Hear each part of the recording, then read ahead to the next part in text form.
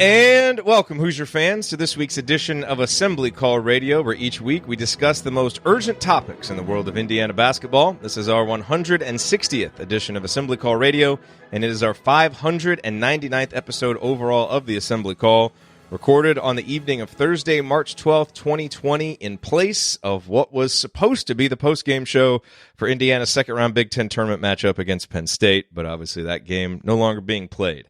I'm your host, Jerod Morris. Let's begin this edition of the Assembly Call the way that we begin every edition of the Assembly Call, and that is with our Hoosier Proud banner moment. That's usually what I say right now, so let's begin this edition of the Assembly Call how we begin every edition of the Assembly Call, and that is with our Hoosier Proud banner moment. Try that again. And Indiana is the national champion. When it comes down, Indiana will be champion. Smart takes the shot. The Hoosiers have won the national championship.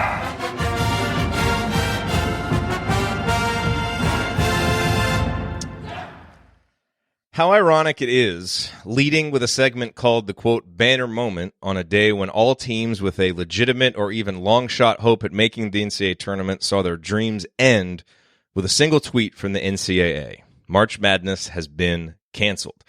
Was it the right decision? Could postponing the tournament have led to it being salvaged down the line? I don't know for sure. None of us do. All I know is that every bit of credible research I've read suggests that the COVID-19 outbreak in the United States is going to get worse, most likely a lot worse, before it starts to get better.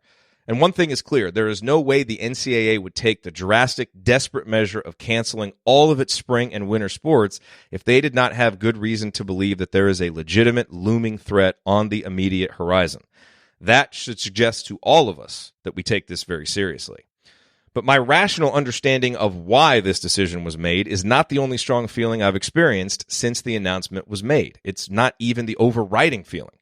And look, maybe I care too much about sports and Indiana basketball, but one of my overriding feelings has been, frankly, crushing disappointment for all of the coaches and players affected by this decision, most notably in our own IU-centric corner of the world, Archie Miller, Indiana's players, and especially seniors Devonte Green and De'Ron Davis. This was their last chance to experience what it's like to play in the NCAA tournament. They overcame so much personal and collective adversity to earn that privilege, and it was just a week away. And now, nothing. Their careers are over, their dreams are dashed. And you can be fully supportive of the NCAA's decision and still absolutely heartbroken that these young people who worked so hard had their dreams ripped away from them.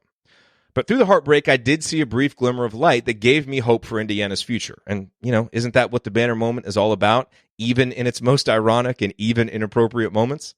Soon after the NCAA's announcement came down, with so many players tweeting their personal disappointment, Indiana's freshmen showed maturity and selflessness worth noting. Trace Jackson Davis tweeted, quote, "I'm sick, not just for myself, but for the seniors on the team who worked so hard for this. They deserve more." Armand Franklin tweeted, quote, "To my guys, Devonte and De'Ron, thank you." These were small gestures that I thought said a lot about these two young men as people. In a difficult moment that affected them personally, they were focused on someone else. There's a lesson for all of us to take from that, and there is a positive to take from it for the future of Indiana basketball. The way that you hang banners is to have teams that are more concerned with we than me. Indiana had a team like that this season, which is why the NCAA tournament drought was on the cusp of being broken despite a flawed roster. And with Trace and Armand around to help lead this team next season, it seems likely that such an ethos will permeate Cook Hall and Assembly Hall yet again. I wish things had been better for Devonte, De'Ron, and the entire team. I wish we were all going to get our March Madness. Most of all, I wish so many at-risk individuals, small businesses, and people in need were not going to experience so much strife and so much hardship over the next few months. Basketball seems insignificant right now. But at least as fans, we know that whenever things resume again, we have some young people on our team to cheer for whose attitudes and empathy are worth our appreciation. All right, now let me introduce my esteemed co-host for this week's show. Ryan Phillips is off tonight, traveling back to San Diego from New York. So obviously we wish him a safe and successful trip back home. It's been a rough week. It has been a very rough week, Ryan, so we hope that you are sleeping in your bed tonight safely at home. But here with me are two bracketologists who are desperately hoping who were desperately hoping that the NCAA at least decides to announce the NCAA tournament field so that their Sesame Streeting over the past 6 weeks does not all go for naught.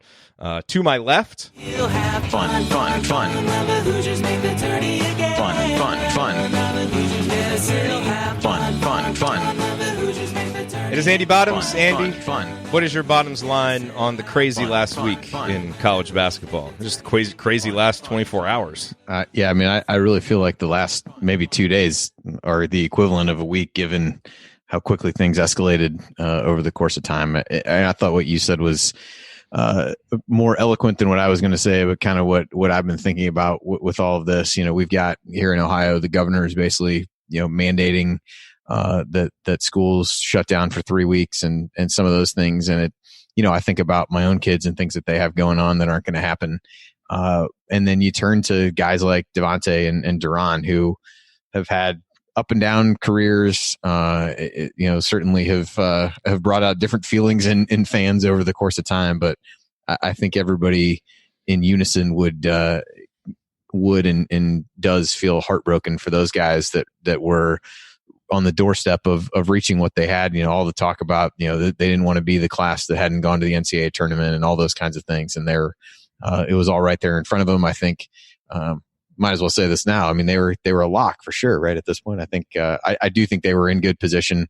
Any of the brackets that were released today on Bracket Matrix would suggest the same. And those guys are right there, and there's just you don't get those moments back, unfortunately for those guys. And it doesn't mean that the reason for doing it is invalid, as you said. It's the right thing to do. Everything that you read in terms of how to slow the growth and expansion of things like this is to do exactly what all the major sports have done, to do what so many have done to shut down these opportunities for people to get together and pass these things around. And so you totally understand the reasons for it and acknowledge that it was the right decision. But boy, it's tough to it's tough to think about those guys who worked really hard for that. It's not a scenario where some of these other teams, not that it hurts any less for them, but if you're Michigan State, you've been there 3 years. Like, yeah, this is your senior year. This is some of those kinds of things. Like but you'd gotten that experience. And some of these small schools that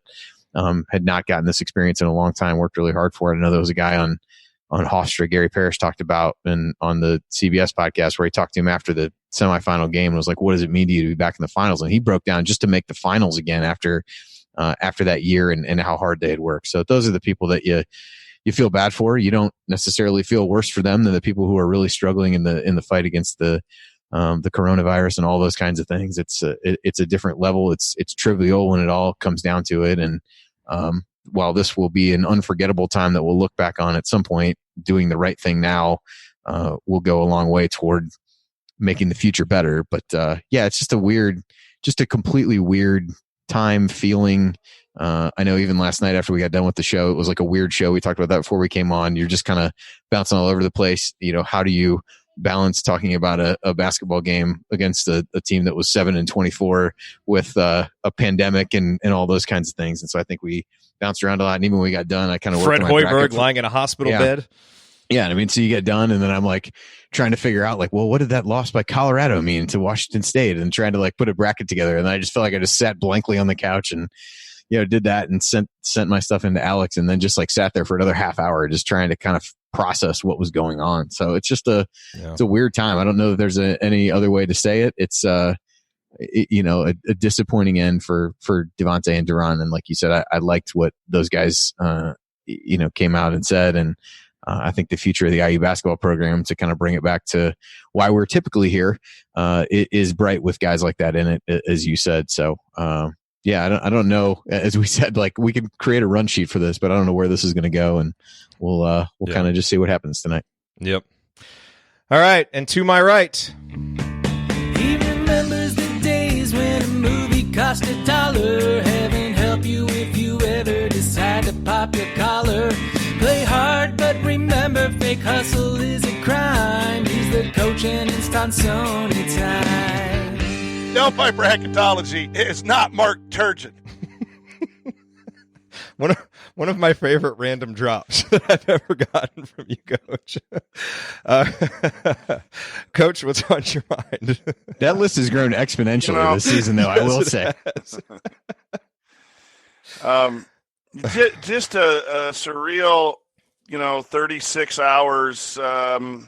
It's nothing like I've ever been witness to with the speed of the cancellations of fans and then the cancellations of the games and things coming down. Our governor has made some restrictions in sizes of meetings. And, from a coach's perspective, our high school games are still on, and I wonder why, but we had practice tonight, and it was just a weird feeling in practice tonight where, if we're going to go to win this thing, but it just pales in comparison to the safety of our citizens. So that was tough. And then I was in Banker's Life today with Delphi Bracketology. I had media availability, and I was on the front row right behind Michigan's bench, and watching them warm up in an empty Banker's Life was like nothing I've ever witnessed, other than maybe an AAU game in a big environment. My son played once at Banker's Life in an AAU. And it was amazing. The players were doing a really good job trying to self-motivate themselves to play, and they really want to play. And then when they were pulled off the court with about 18 minutes till tip-off, just to watch and see their faces and utter amazement, you hurt for the athletes. And then you got to go to the bigger picture. It is a sporting event. It is a health concern, and try to remember that. And then let's talk about the spring athletes. The women's basketball team had a great year, and they're not going to be able to compete in their championship. The baseball team, the season is 3 weeks old and is over, and the work that they put into it with their summer leagues and their fall ball, track and field, and all of those spring sports. From an athletic standpoint, which is our show, it was so fast. It was so fast and so abrupt that a lot of people are angry or, we're all disappointed. I've tried to take a step back, and it wears you out. I came home from practice tonight and just fell asleep and just tried to get away from all of that. When you're a sports person, it's very, very important, and we're all looking at about 2 months without our outlet, and that's, not nearly as important as the health issue. So, going to bring it back to basketball, 20-win season, likely to have been in the tournament, selected on Sunday. I think it was a step in the right direction. Thank you, Devonte and De'Ron, for the 4 years and withstanding some change and some injury issues with you, De'Ron. And we wish you nothing but the best going forward. And hopefully in 2 months we can, get back to talking about recruits and off-season stuff, and be ready to really enjoy next year then and appreciate what we have. Absolutely. Well said, Coach. All right, so here's what we're going to talk about this week. We're going to talk about the craziness of today, some of the storylines surrounding that. Could there still be a selection show? Should seniors be given an extra year of eligibility? There's so many things that are kind of being tossed about. We'll talk about some of that. We got a bunch of questions from you guys in the community, and so we will answer those and just kind of, see where it goes, kind of like last night. But I want to use this space right here. We do not have an official sponsor for tonight's show, but I want to use this space again to reiterate what I said last night on the show, what I tweeted out earlier. There are so many small business. Look, Andy, as you said, it's the right decision. It certainly feels like the right decision, but boy, there's a lot of collateral damage, with that decision. And part of that is small businesses are really, really going to suffer, and all over the place, and obviously from, the NCAA tournament games not being there, but just on an everyday, day-to-day basis because people are staying home. And so I just want to use this space to implore you, whatever sacrifice you can make, whatever sharing you can do, whatever step you can take to help support a local business, try to do it. For example, Joel, who you guys may know from the Hooperazzi Twitter account, who is in our chat, runs the Hoosier car service. Students aren't coming back. People aren't flying. A lot of his clientele is not there. If you need a ride, if for some reason, you're going to Bloomington or you need a ride somewhere, don't make the same mistake that I did when we flew into Bloomington earlier this year and rent a car. Email Joel. It's HoosierCab@gmail.com. Give him business. This is a small business owner who's going to be hurt. Our friends at HomefieldApparel.com, they're a small business, Indiana-based small small business. They tweeted out yesterday they are guaranteeing paid sick leave for their employees. And they are a young, growing business. They don't have tons of cash, but they are making that pledge to their employees. So if you need a gift, if you're going to buy some apparel, give them your business. And so it is going to be advisable to stay home and to stay to yourself, and that's the right thing to do. But if there's anything that you can do to support a small business, to help them get through this time, the people who run the small business, the people who count on that small business for their survival, it really, really matters. And so whether it's Joel, whether it's Home Field Apparel, whether it's anybody else, and again, that was HoosierCab@gmail.com for Joel, and you guys know homefieldapparel.com, and I could list so many others. We don't have time to do that, but try to support a small business whenever you can. We have to pick each other up. We have to help each other out. That's going to mean social distancing. It's going to mean being away from each other, but that doesn't mean that we can't still support each other. So whatever you can do, let's get through this together. So there's that, but take that seriously and take whatever step it inspires you to take. All right. So let's talk about, we don't need to recap what happened today. Everybody who's listening to this is well aware of what happened today. I think, we made our thoughts known on what we think of the decision, all of that. A couple of storylines that have bubbled up surrounding it that have not been resolved yet that I want to get your guys' thoughts on. One, I'm almost sure I know what you would say, which is the selection show. Would you be in favor of, if there was any way for the selection committee to say get together on video conference or some way to seed the field? And as Galen Clavio astutely pointed out, a lot of those people are going to have to work at their real jobs overtime right now, so that may not even be possible. But if there was a way for us to get a field, even though it'll never be played, and have that either televised or just tweeted out, whatever, just so the players and coaches and fans know who would have made the tournament, and you can at least say, hey, we made the tournament. Would you be in favor of that or no? Coach, what do you think? I see why you would want to do it to honor those teams that made it. I'm looking at if you're the first team out, you've already had your season canceled, and now you were told that you weren't going to be a part of it. Maybe you could at least try to think that you were in there or made a run to get close and leave that. It's a tough call. I sent out a tweet, and I haven't been in contact with any of our guys at Delphi Bracketology, but we're effectively ending our major discussion for a while. We'll pick it back up because this is a serious health concern for the United States, and there's two thoughts. One, you go forward and you provide some outlet. And if you can provide some outlet to people and the other one is it's a very serious thing. And this is a bracketology club, high school, about brackets. It pales in comparison.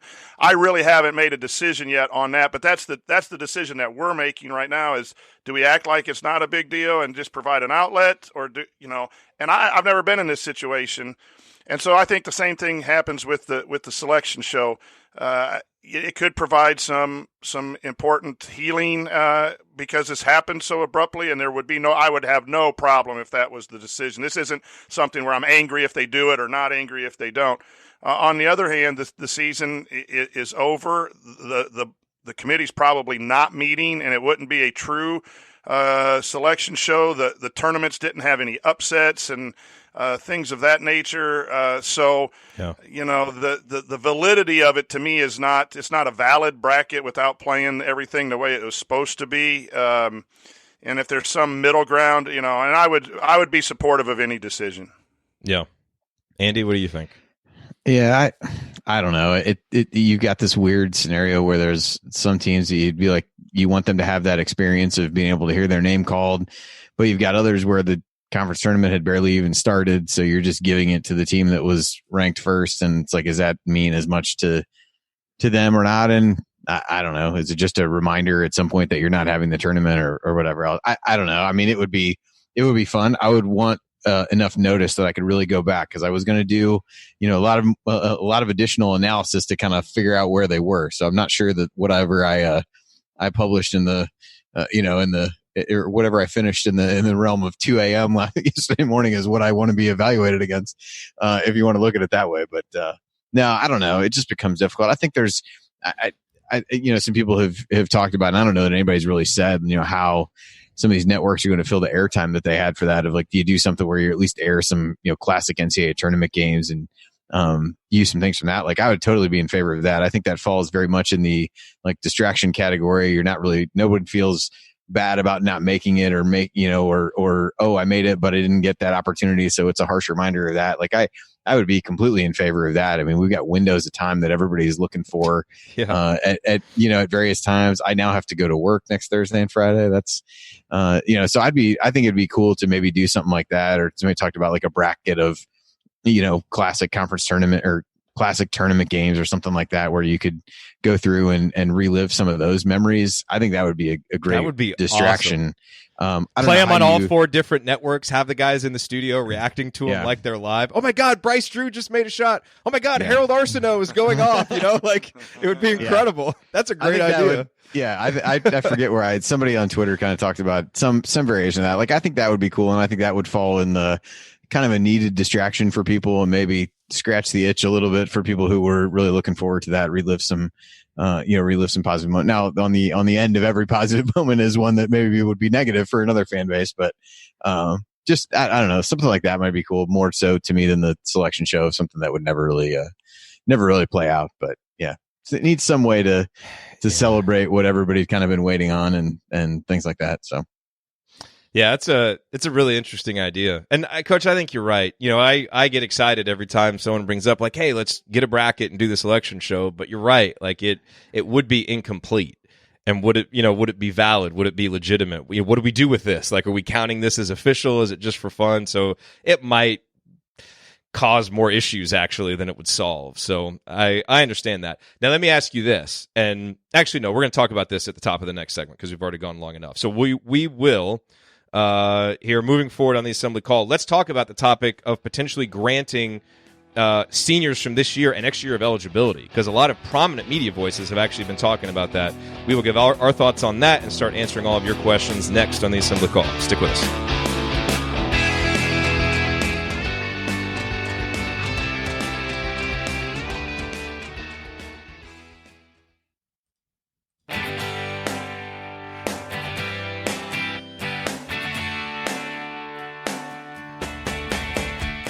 Hi, this is James Blackman Jr. I never miss an open 3, and I never miss an episode of the Assembly Call. Join Jerod, Andy, Ryan, and Coach after every IU basketball game. Go Hoosiers. Thank you, James. Welcome back to the Assembly Call. You can find all of our content at our website, assemblycall.com. And if you ever want to join the chat mob during our unedited live broadcasts, chat mobbers, or watch those replays and see all the between segment banner, then check out our YouTube channel, youtube.com/assemblycall.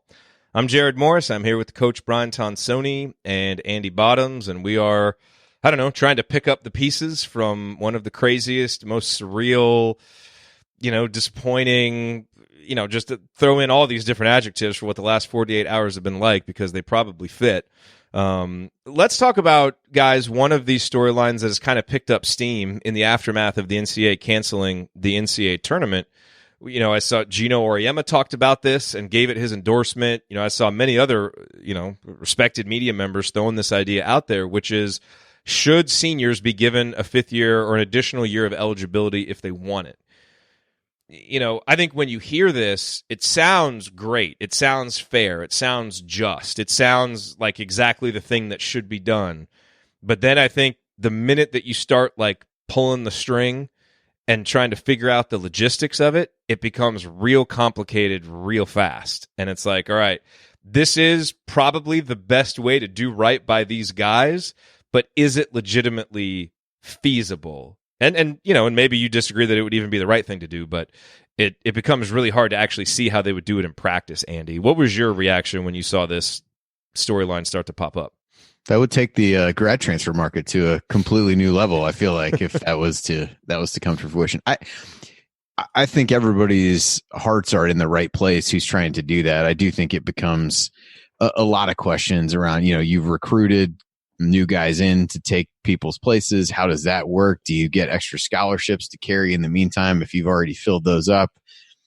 What are the academic requirements at that point? Do they have to enroll in grad school to be eligible and do whatever? Does it lead to, all kidding aside, a rash of grad transfers and stuff like that. I mean, I think there's a lot of things you have to figure out. Now, it doesn't mean that in the interim you wouldn't be able to do that. You've got time to figure out some of those things. So I just think there's a lot more to it than it probably can be made to seem when you start getting into those kinds of questions and figuring out what that is. So that would be the only thing that I think there's a lot of fine print you'd have to figure out in terms of how you'd administer it and what the requirements were of the player at that point, and how much do you allow scholarship rules to be bent and different things like that. Yeah. What do you think, Coach? Initially, I'm not. Everyone had a full season, and some of the senior seasons were already over if teams weren't making the NIT or the NCAA or were knocked out of the tournament. Someone in the chat said only give it to someone, the teams who make the tournament. These are all viable options. And again, I will say that everyone is trying to make the best of a horrible situation, and I actually applaud that. So discussing this is an excellent idea. I'm just lean against it a little bit, just from, like you said, how are you going to do it? How are you going to monitor it? And I think when you bring in a new group of guys, it's time for a new group of guys. And now there's some issues with it beyond the fairness. I think to argue about being fair and someone missed their tournament, I think is absolutely correct. And I get that. But I do think the logistics are a huge issue. Now, I will say that I think it's more of a spring sport issue than it is a winter sport issue. When you have a senior baseball player who's expecting to play through, the 1st of June into their Big Ten tournament, and they're told in March that their season is effectively over and their senior eligibility, I think it's more for spring sports where that makes a lot of sense to me, because for appropriate reasons, the senior season was taken away. I think that makes a lot more sense to me than the winter sports. Yeah. And I don't know, it's one of those things, like, maybe if it was the NCAA's fault, or it was like a team's, like there was a clerical error on the NCAA's part, so the tournament got canceled, it's like, what, you do whatever it takes to do right by these guys, but it's it's basically like a natural disaster, I mean, it's unforeseen. Like, it's kind of out of everybody's hand. We all had our lives disrupted. You kind of just have to roll with it a little bit. I like that people are thinking creatively about how do we make this right for the people affected. Like you said, the heart's in the right place. But as soon as you start going there, you realize how hard it is. Like, for example, the other big storyline today before the tournament was canceled was like, hey, maybe they could postpone it. Let's just postpone it. Maybe a couple months from now, things are a little bit better and you can, find a way to play it.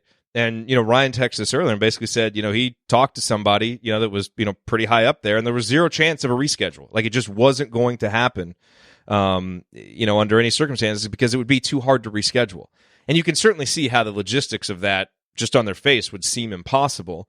I still kind of wanted to see it. Like, I think I would have been happier if they postponed it, and you just hold out hope that maybe someone can find a creative solution, follow the basketball tournament model, TBT, they get guys together, maybe you do it in small venues, like, I don't know, something. But then you've got seniors that have, maybe moved on to start training for the NBA, and it's mixed up in recruiting season. And again, you just come into these logistics, like, it's a very tight window where everything goes, and usually obviously nothing happens and it works, but when you throw a wrench into that system, it really does make it hard to adjust. So, I understand wanting to do right by the people who got screwed just by the circumstance, but at the same time, Coach, like you said, with how you're going to approach it with your Delphi bracketology guys, this is just life. This is what life presented to us this year. And we'll all, you could say you're going to learn better lessons from how you handle this than you would have from making the NCAA tournament, even though it's an experience that you obviously would have loved to have. So,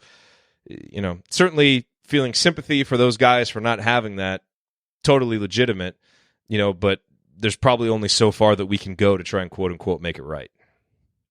Sometimes you just have to move to the next thing. Yeah. And life's not fair. You don't always get a redo, or you don't always get a voucher for the next flight. Sometimes things just get canceled, and it's not fair. It's not fun to go through, but it is part of life. And I think we're just at this with athletics right now. Yeah. Plus, you also would have to count on the NCAA to administer it in some kind of consistent manner, which is probably a question mark. Little problematic? Potentially. Little problematic. Okay. Potentially. So we got some questions here. Let's hit a few of these questions. So we'll start with this one from IU Artifacts, who said, if there's no tournament this year, this was obviously submitted before the announcement was made, what is the first past tournament game that you will be rewatching to satisfy your hoops appetite? One in which IU is playing and one not involving IU. So by the way, for those of you who listen on the radio, if you didn't listen to the YouTube version, between segments, we basically spent about 15 minutes talking about an idea that we had about possibly doing some rewatches of old IU games, tournament games, and then doing post-game shows. Stay tuned for details about that. But this question kind of falls in line with that discussion. What jumps out to you, Andy, as like if you had to pick one tournament game that IU is playing in and one that doesn't involve IU, what would you pick? There's a lot of options, so it's hard to do on the spot.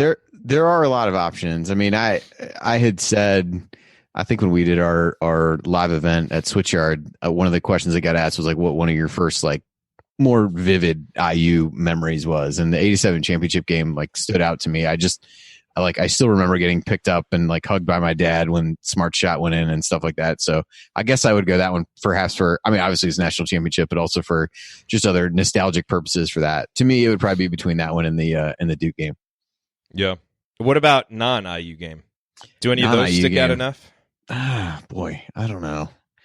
I struggle. I feel like I've got on my mind that Illinois-Arizona game, but I think that's because Titus and Tate like went back and like did that one. So I've heard somebody talk about it more recently. The Villanova Carolina game that ended with the last second shot was like a well played game that we got there. I mean, even last year's was exciting. I don't know. I'd have to think. I'd probably have to think more about that one. That I think Ohio State Xavier, that was a really good one. Like Gus Johnson's head was going to explode at various points. Yes. From when like Ron Lewis did something and I thought Gus Johnson might die. Yeah. So there, I don't know. I would probably end up picking more recent ones for that, just because they're more fresh in my mind. Coach, which two jump out to you? Yeah, first of all, remember this, Jerod. In the next couple of weeks, when people are missing the NCAA, this could be a real quick show segment, a big show segment for us to really go back and think. And thank you for this question, because what I'm going to do in missing basketball, I'm going to spend a lot of time looking at the old tournaments and say, I wonder how this game looked, or there's a tight game. I forgot about this game. So now I'm going to spend some of my time where I thought I might be chasing Mrs. Tonsoni and actually looking up some bracket stuff. So that's an excellent question. Obviously, the 1987 championship game comes to mind real quick. But the UNLV game is nice too. The Final Four, that whole run was kind of nice. When Indiana beat LSU, it was not looking very good for a while. And the comeback, I'd kind of like to refresh my memory on that. A non-IU game, go back to 1985 Villanova. Was it Villanova, Georgetown? Yep. Yeah, when they shot 75%, and Raleigh Massimino, good Italian, coached Villanova when they were, the underdogs, not the Villanova that everyone knows now, into that 1985 championship game would be one that first came to my mind. Yeah, I think for me, I would probably, if for an IU one, I think the first one that I would want to go back and watch is the 1993 Sweet 16 against Louisville, because we played really well that game. You've got the great moment with Calvert Cheney getting in Dwayne Morton's face. That was I still remember watching that game as a kid and just being so hyped up for that game. That was obviously the last game that team won, sadly. So that would obviously be one. And I think for the non-IU one, I would probably go with a game from Virginia's run last year, so I could rewatch that great team, see Ty Jerome play. I might go with the Virginia-Purdue game, actually, because it was a phenomenal game, and it was another great reminder that Purdue just isn't going to make the Final Four. You can watch the whole thing knowing they're going to lose. So you get to watch Indiana win, you get to watch Purdue lose, and one of my favorite non-Indiana teams of the past couple decades, last year's Virginia team, get to watch them, and it was a great game. So that's the first one that comes to mind. But actually the first one that came to mind, Andy, was Villanova, North Carolina, but then the Virginia one came after that. So those would be the two that I would pick. But you're right, Coach. That could be an entire show breaking down. I mean, one of the other ones a lot of people would say was the Duke Kentucky game when Leitner hit the shot, but it requires you to find some joy in Duke winning. But that was a really good game. It was a book that I think Gene Wojciechowski wrote about that some years ago. So if anybody has reading, they time to read. It was a decent book. I read it a while back. How about going back watching Indiana State, Michigan State in 1970? I thought of that one too. Yeah, that's a real good one. And someone else, this is all chat mob. This isn't me, but all chat mob. The NC State game with the dunk at the end for the national championship. That would be a good one. And a non-tournament game, I don't know if it's on YouTube. I'm going to go look after the show, is when UCLA got their 88-game winning streak snapped at Notre Dame. Yeah. That would be a game to watch from the start with my good old buddy Bill Walton. Rode a bike to the game in South Bend. And Jen has. This is good. This is good to think about. Good. It really is. In downtime where I've been beaten up, and it brought that question has brought some joy. So who was that, Jerod? Chris, IU Artifacts. Chris. Yeah. Go figure. That dude. Now I'll tell you what. That dude gives more to other people, and that's what's good about this show. And Jerod, you have drawn people who give to others, and you mentioned that in the banner moment. There's no one better than Chris Williams.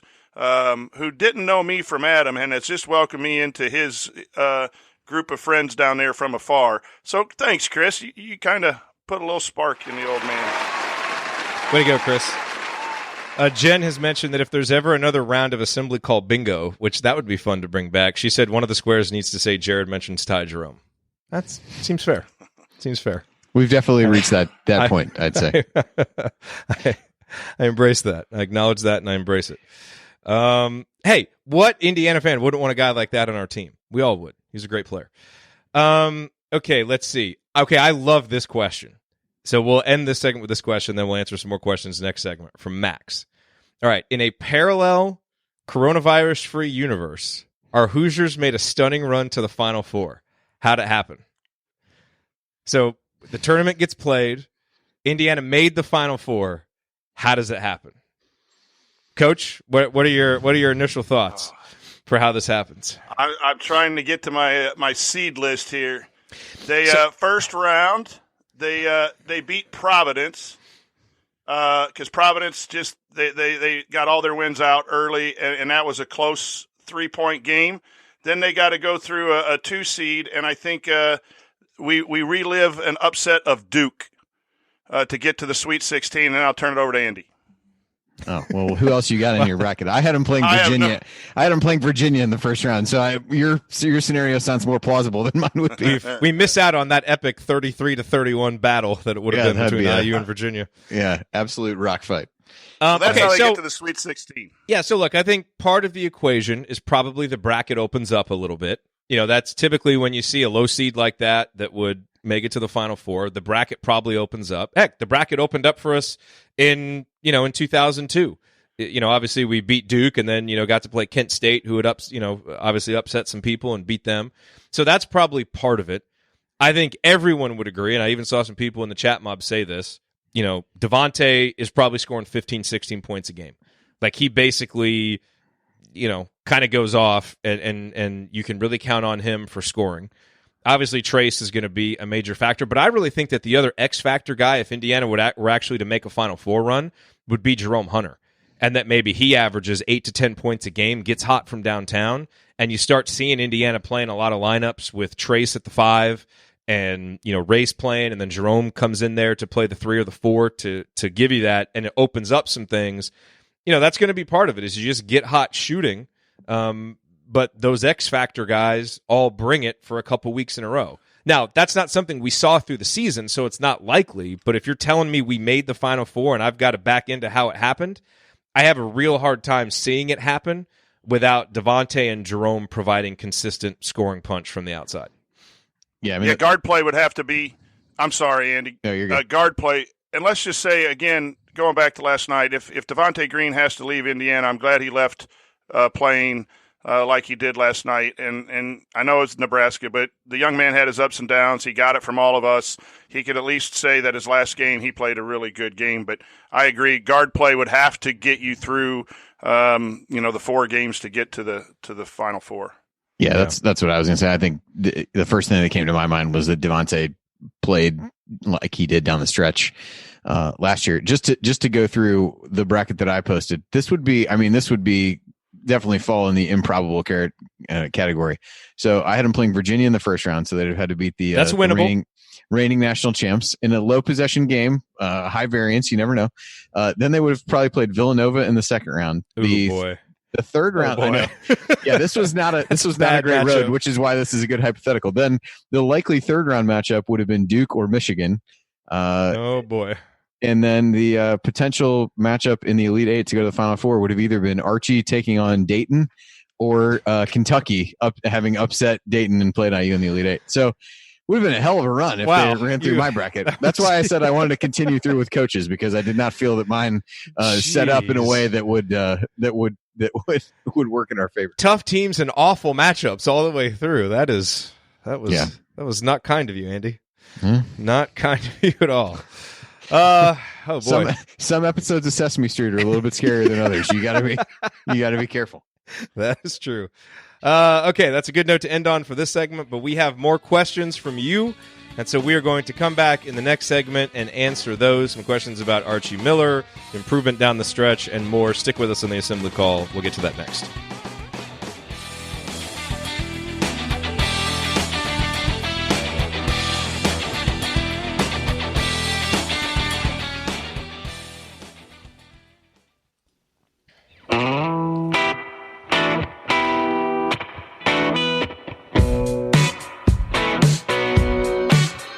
This is Jordan Halls, and I never miss a shot or an episode of the Assembly Call. All right, thank you, Jordan. Welcome back to the Assembly Call. I'm Jerod Morris. I'm here with the coach, Brian Tonsoni, and Andy Bottoms. Remember that you need to be subscribed to our email newsletter. We send out a weekly IU News Roundup, even during the off-season.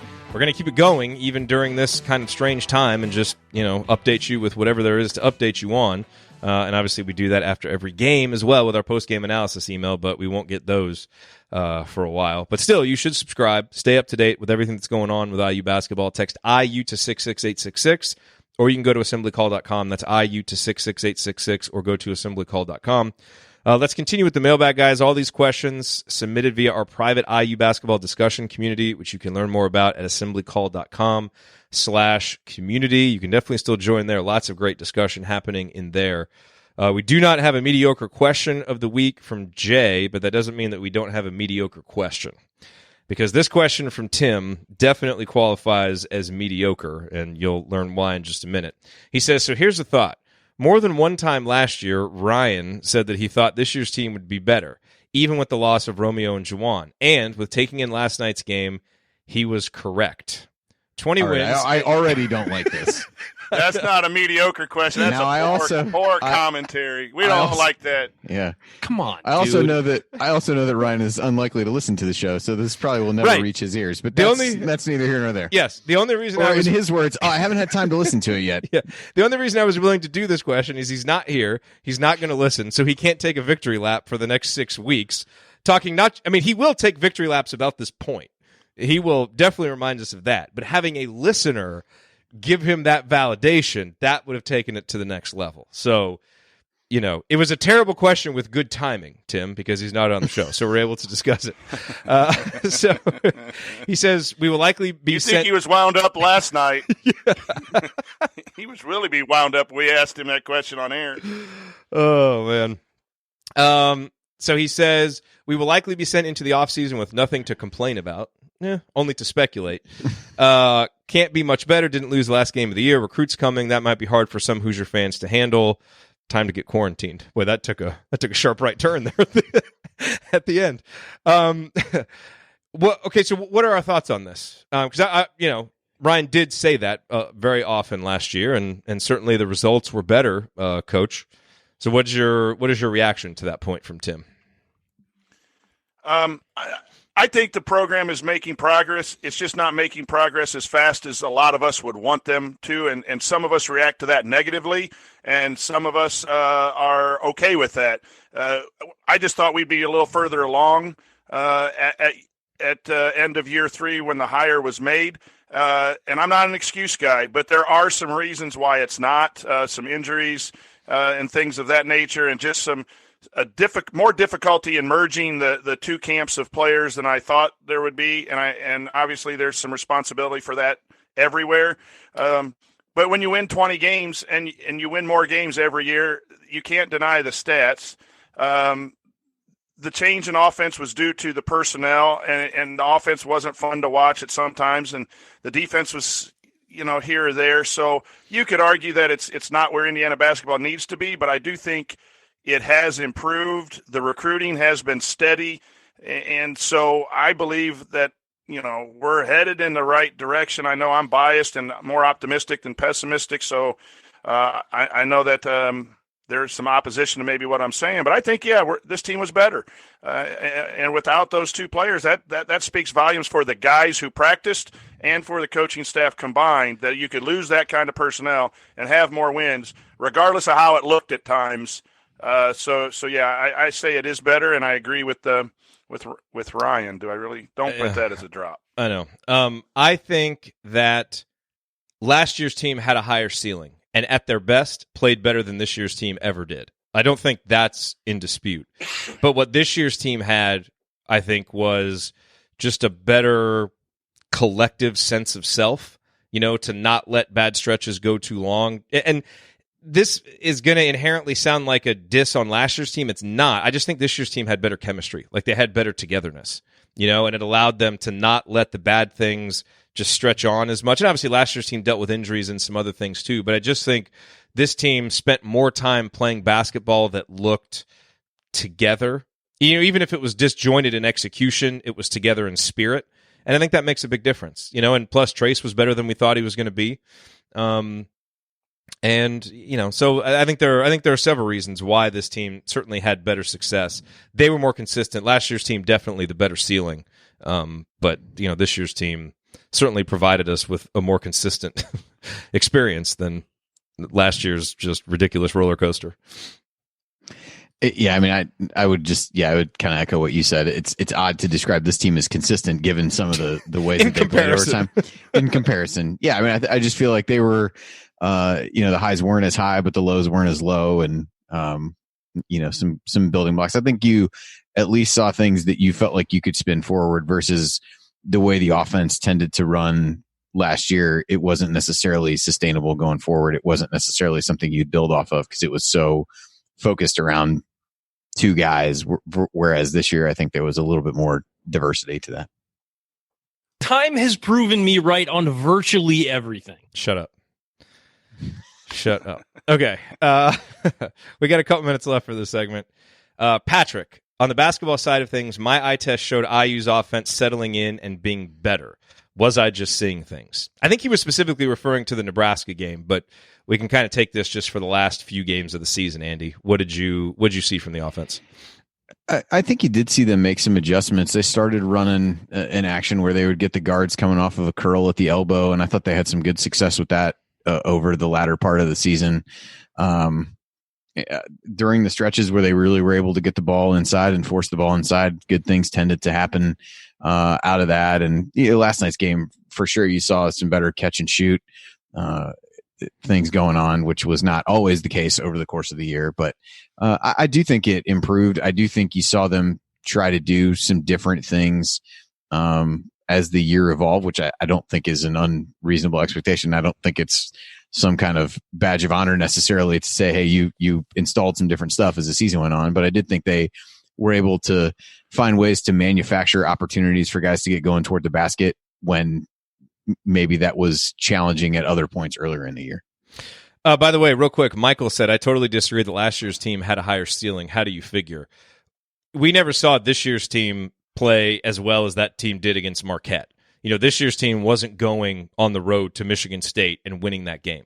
You had two really elite players in Romeo Langford and Juwan Morgan, And, I know sometimes it's easy to forget this, but man, when you go back and count all the big plays Romeo had in big moments where we just needed someone to go get a bucket, we didn't have that guy this year. And so having those elite talents when it was clicking, when you had those two guys, and then when Devonte stepped up like he did in the Michigan State games, like you could beat better teams with last year's team. They just, they could also lose 12 out of 13 too. But like who at their peak played better, to me, it's kind of indisputable that it was last year's team. I'm open to listening to other arguments, but to me, that's a clear thing. And that's going to have to be the point that we will end on for this week's show, because we are out of time. But that's going to do it. If you want to see us do the show live, as always, you can join us at assemblycall.com on Thursday nights, even through the off season, for the live broadcast of our Assembly Call radio recording. And don't forget to go to assemblycall.com or text IU to 66866 to join our free email newsletter. Special thanks to Bob Thompson for producing a lot of the music that you hear on the show, and thank you for listening.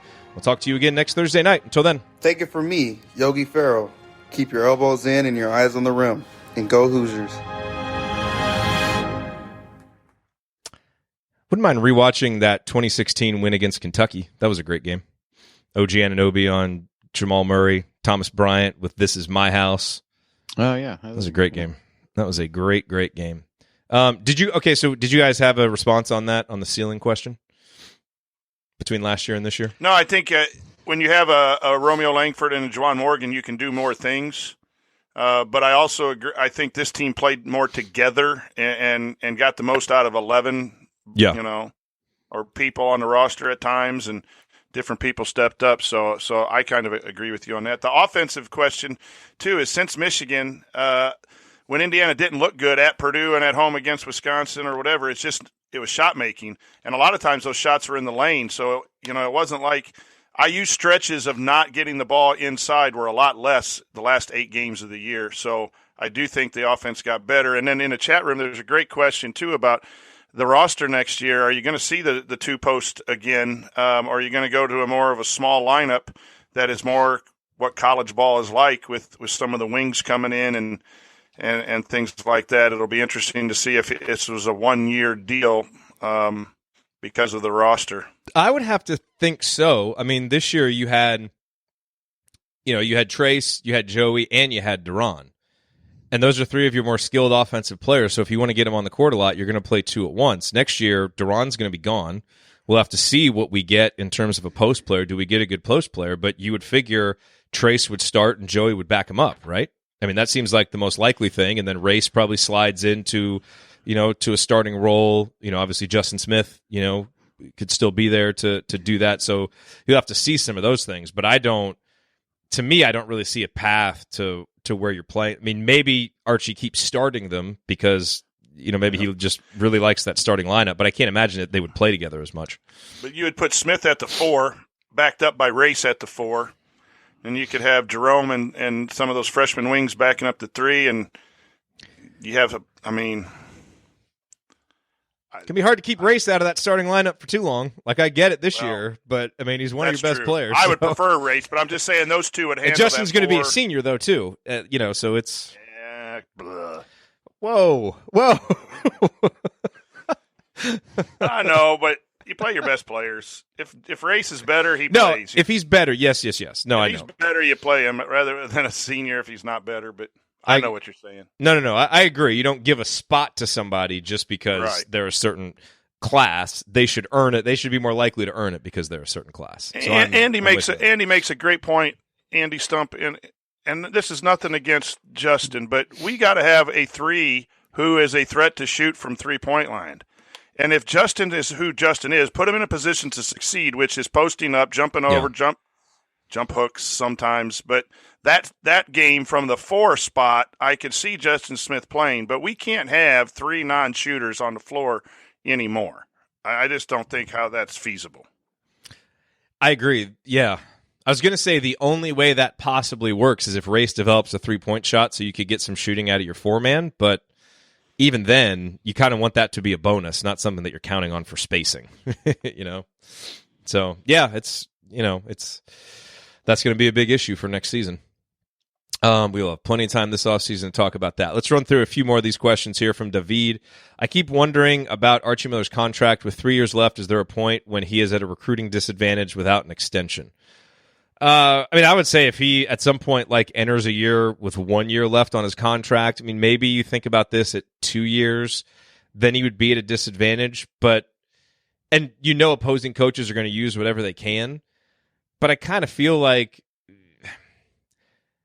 we're kind of at the stage now where it's you're in year 4. Anybody who's an astute viewer of this knows he's got to start winning. So I don't think it's a disadvantage now, certainly.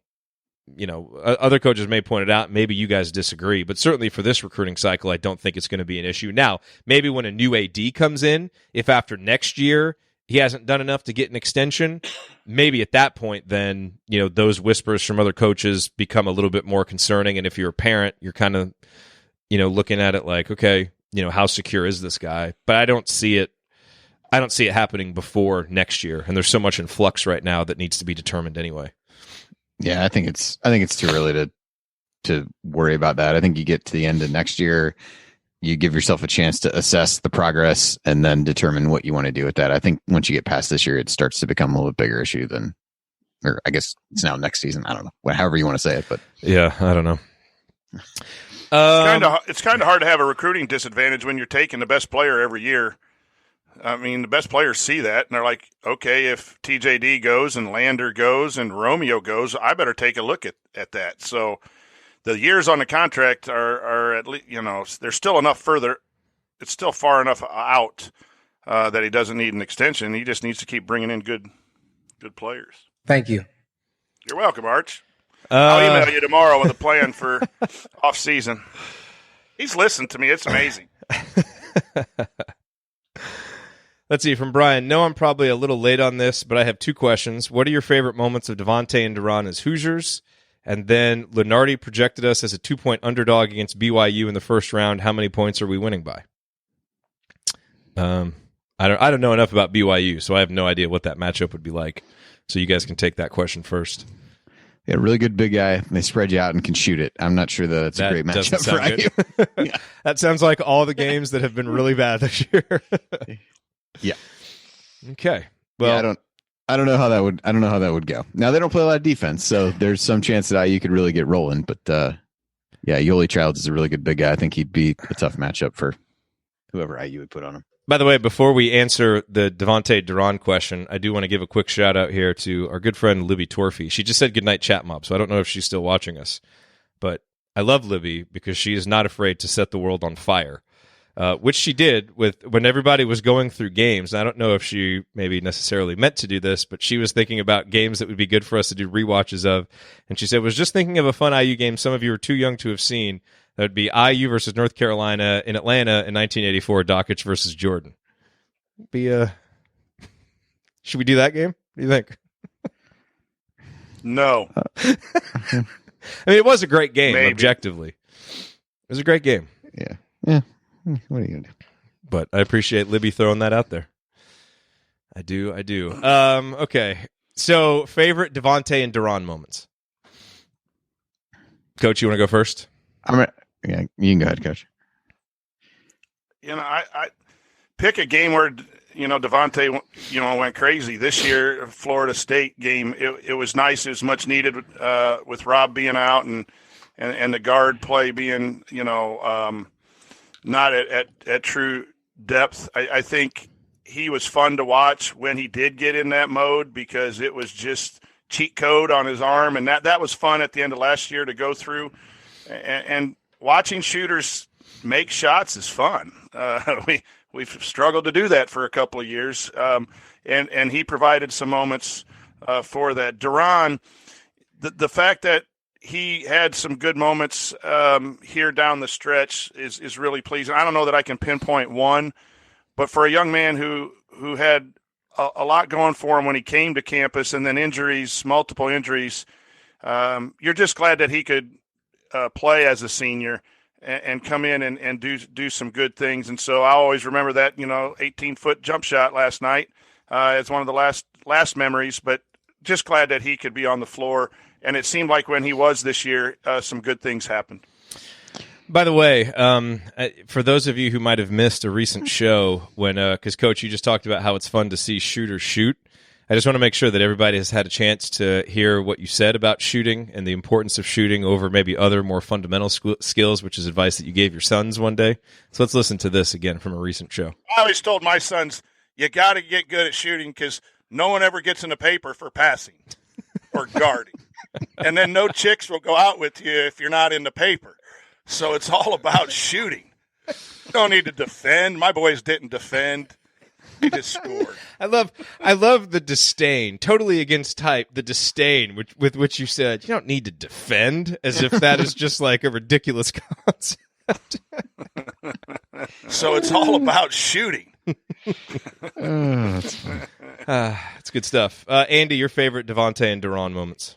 I would say Devonte would either be the Florida State game or like the Iowa game this year when he just went nuclear in a really short period of time.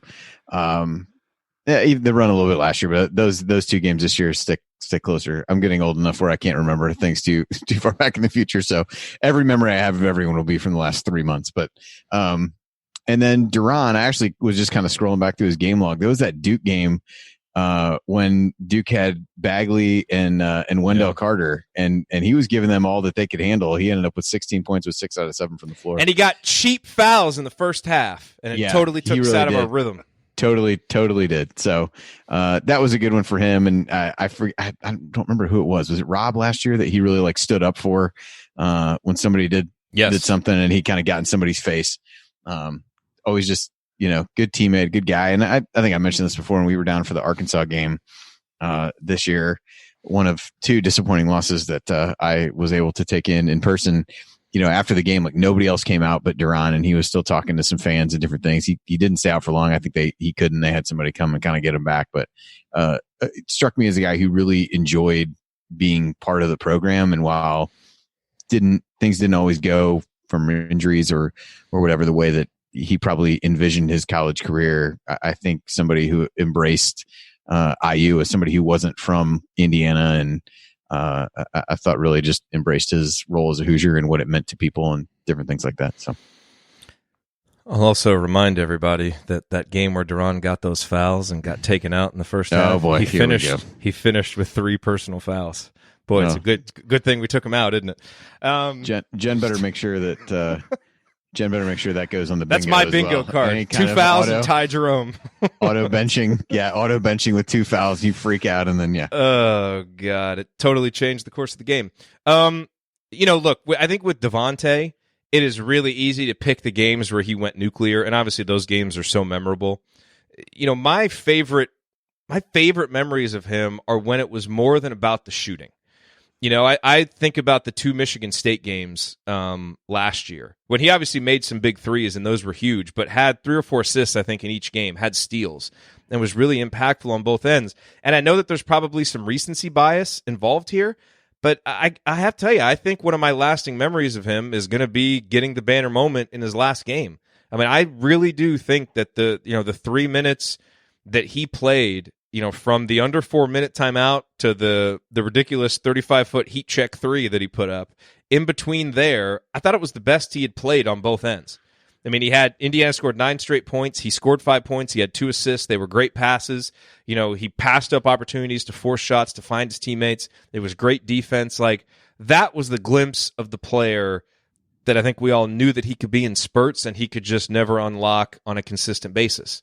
But you saw it, and that was a really big moment for it. And so, I'm glad he was able to do that in his final game. With De'Ron, obviously the Duke game, all the times, Andy, when he stood up for his teammates and was kind of a tough guy out there for a team that it hasn't seemed has really had that, and you kind of wonder how the personality of the team might have changed some if he was a guy that could have played 20 to 22 minutes a game. That was just never in the cards for him. But I think back to like the Michigan game this year when he went 9 for 9 and scored 18 points. He had a game against Iowa a couple years ago where he was 7 for 7. Like, he would just have these games where he just absolutely took over in the post and he was unstoppable. And, the footwork, the scoring, the touch. But really for me, the thing that stands out the most about De'Ron is the passing. He had a stretch last year, 2 straight games. I think it was the Iowa game and the Michigan State game where he had the win at Michigan State. He had 4 assists, 12 points in that game, but then he had 7 assists against Iowa.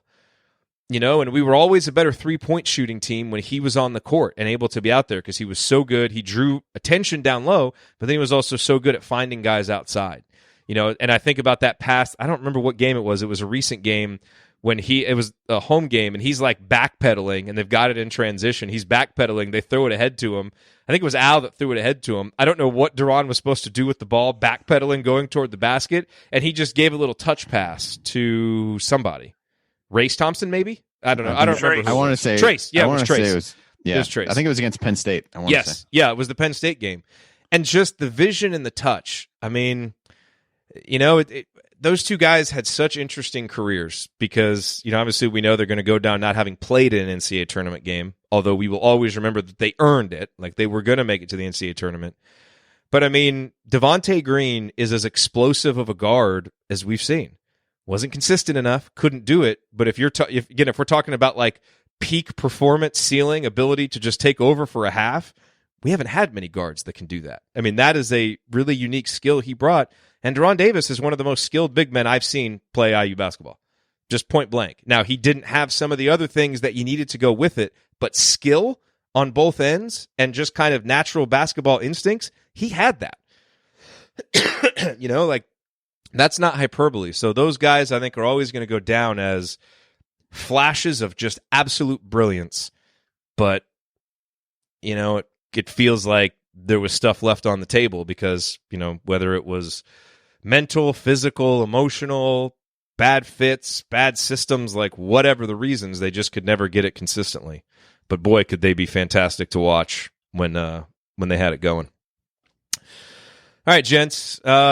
Any final thoughts here before we sign off? And there's something about ending this show that I'm really dreading because for whatever reason, like doing this show tonight, like this is kind of what we had planned on doing, with the Penn State game anyway. So like just from a rhythm of the day and the week, everything has kind of been normal from that sense, even though we didn't get to watch a game. But I know as soon as we stop this show, I think it's going to hit me even more that there's no more basketball.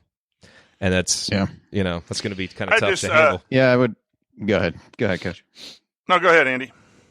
No, I mean, it has been, probably laughed as much during this and some good conversation. I think there's times like this where there's weird stuff going on that we don't really know how to process it. Sometimes it's good to have a familiar feeling and talk to familiar people and just be able to kind of let it all go for a little bit and, have a good time.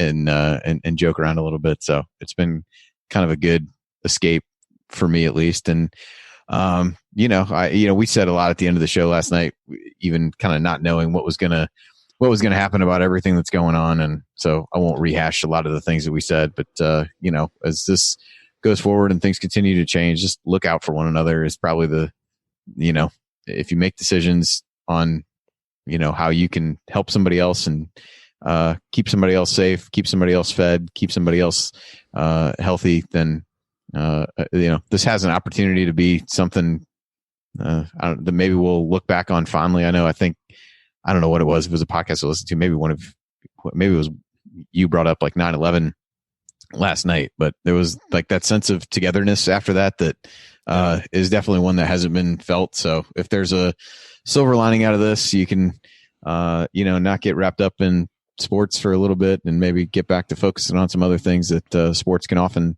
distract us from. And, maybe there's a positive to be gained from all this. So definitely everybody, look out for one another. You had some good words about how to support small businesses and other folks that are impacted. Find ways that you can help schools and kids who are going to need, school provides a structure and food and lots of things that some kids don't have that we often take for granted. I know my wife is having a little bit of a tough time kind of trying to figure out how that works for her when she's not going to be the one providing that structure here for a little while. So look for opportunities to help those folks. There's a lot of people who are having childcare related issues and do whatever. So I guess that would be the way that I would leave it, is just try to find ways during this to help other people who are going to need it, because there's going to be a lot of people that fall in that boat in the near term for sure. Very well said, Andy. Very well said. Coach, any final thoughts? Yeah, I just want to say thank you to everyone in the chat mob and to you guys for a lot, but simply calling me coach. There was a time in 2010 where that was taken away from me by a school board, and now I'm back into coaching, and players say that, but being called coach is one of the best things that could happen. Jerod, you know how your dad feels about that. I do. I do. To have it be extended to our chat mob family, and so sometimes things are taken away from you, and it makes no sense, but over time, things come back tenfold and are even better. And so if I could give hope to everyone, this next couple of months without basketball and sports are going to be rough for all of us. It makes no sense what's happening, and sometimes we can agree to disagree whether it's good or not, but it's been taken away, and sometimes what hurts makes you stronger. But thank you for allowing me to be a coach and to refer to me as coach. It is one of the best compliments that I can have and keeps me going. And so just try to find ways to keep fellow chat mobbers and people in your communities moving in the right direction. As Jerod and Andy has said, life is precious, and make sure that we're doing everything we can to stay healthy, but to also support each other through this. And we'll be around. We're going to try to relieve some of that with try to be creative and come up with things to help you. But thank you for a wonderful season. Thank you guys for including me here this year. It just hits you hard when it ends real quick. But there is so much to be happy for with the Assembly Call community from this side and forever on the chat mob side. I'll never forget that. That's where I started. So thanks for calling me coach. It's a hell of an honor. Take that to the school board. No, well said. God, I didn't even think about coming into this show. This was our goodbye show for the season. Man. God, this all happened so abruptly. Holy smokes. Now, I reiterate that. Folks that are in the chat mob listening, and I know that there's a lot of people that show up for the chat mob. We had 130-some people in there tonight. It's always so great to have you guys in here live. Your feedback, it helps the show. I try and pay attention to that stuff, and it's great being able to see people that are watching the show live and get instant feedback, see your ideas, because a lot of times you guys have great ideas in there that we bring onto the show. We try to credit you. At least the three of us try to credit you. I don't know about the other host that we have, but we credit you. No, he does too. But to all the folks that listen on the podcast too, because we know there's a lot more of you out there that listen on the podcast. Thank you guys just for listening, for the emails that you send, for the tweets that you send, and even if you've never sent anything, just for listening and helping this show and what we do be meaningful, and letting us be a part of your Indiana basketball experience. Because it's fun. We talk about it all the time. It's kind of silly talking about a basketball team, but we're here for something more than that, something deeper than that, for the community, for the togetherness of it. It's going to be kind of an isolating world sometimes, and certainly going to be more isolating in certain ways here over the next few months. But it's nice to be able to come on here and be amongst friends, and so thank you for that. And it's not really goodbye. We're going to be back here next week at the normally scheduled time, but it does always feel like a chapter of the show is closing when the season ends, and then you kind of move on to the next one. So this chapter closed, much, much earlier than we all thought, but we'll be back to start talking off-season stuff. Holy smokes. All right. Be safe out there, everybody. Be safe, be smart, and try to find a way to help people, help each other, like Andy said. We will talk to you guys next Thursday. I don't think we're going to do Banner Monday. I can't imagine that we'll do a Banner Monday, since there's nothing really to talk about with Mike DeCourcy. So I don't know. Stay tuned to Twitter if we do end up doing a Banner Monday, but most likely we'll talk to you guys on Thursday. And if we decide to do one of those, rewatchables or whatever, game watches and shows, we'll put it out on Twitter and probably try and send an email to let you know when that's happening. So just stay tuned for that. All right. Talk to y'all soon. All right. Thanks, everybody. Take care. See you guys.